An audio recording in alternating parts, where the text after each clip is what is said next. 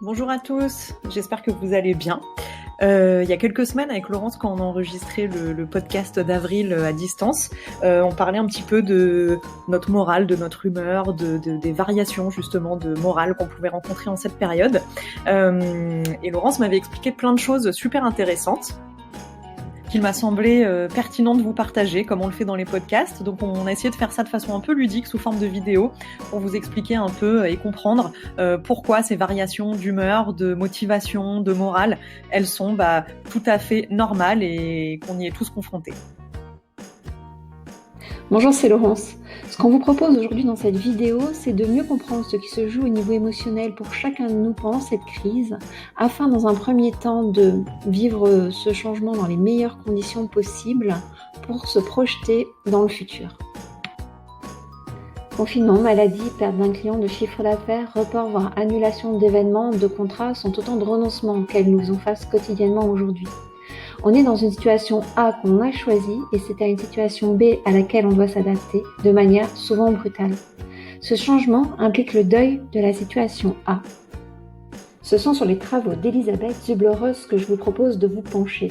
Les 5 phases du deuil, avec 3 principes. On navigue d'une étape à l'autre, plus ou moins rapidement, et on peut rester bloqué sur une des phases. La première phase, c'est le choc, le déni.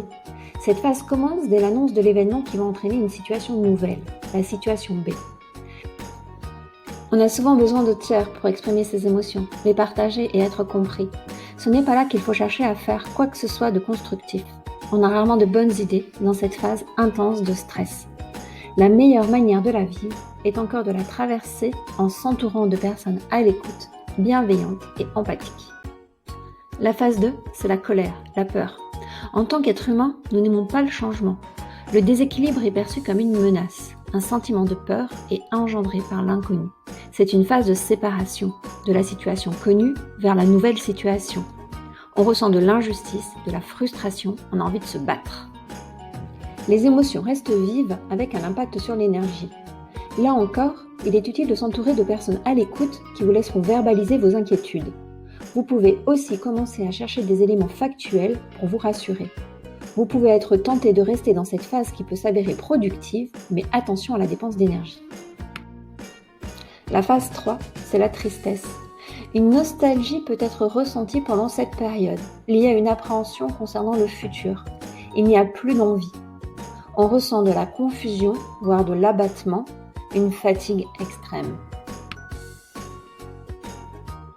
Bonne nouvelle, c'est l'ultime étape négative de la courbe.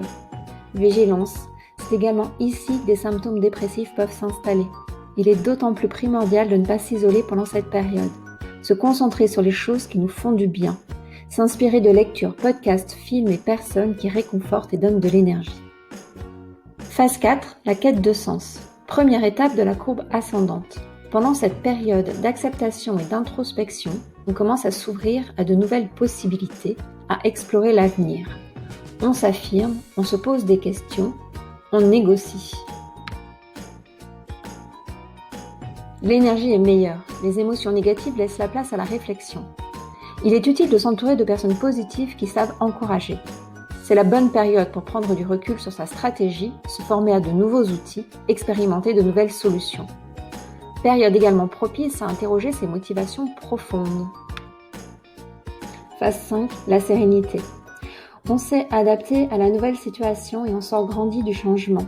On a acquis de nouvelles forces. On sort également de la réaction pour se mettre dans l'action, avec le calme et la distance nécessaires à la prise de décision. Ainsi, on ancre de nouvelles habitudes. L'énergie est bonne, les émotions sont positives. C'est le moment de la célébration et de la consolidation des nouvelles compétences et ressources sollicitées. Vous communiquez sur les changements intégrés. Voici donc quelques clés qui peuvent vous aider à identifier dans quelle période vous vous situez par rapport au changement.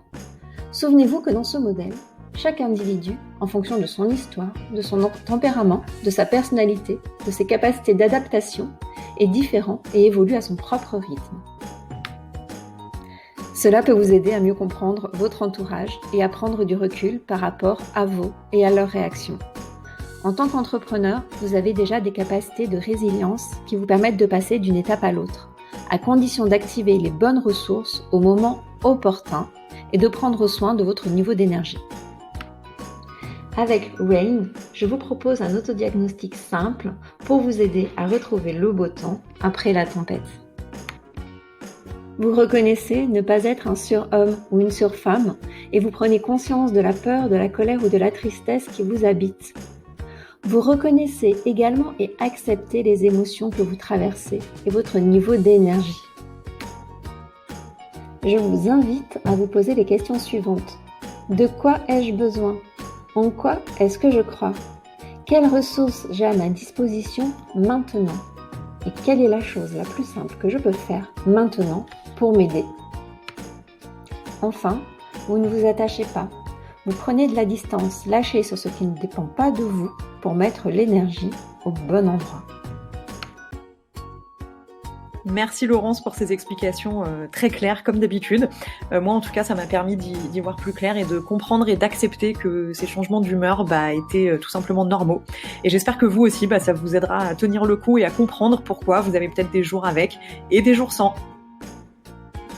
Et si vous connaissez pas encore Smub ou que vous n'avez pas encore eu le temps de tout explorer, n'hésitez pas à vous abonner gratuitement sur www.smub.fr et à nous suivre sur les réseaux sociaux pour découvrir chaque mois des contenus motivants et inspirants créés par des entrepreneurs pour les entrepreneurs. À bientôt!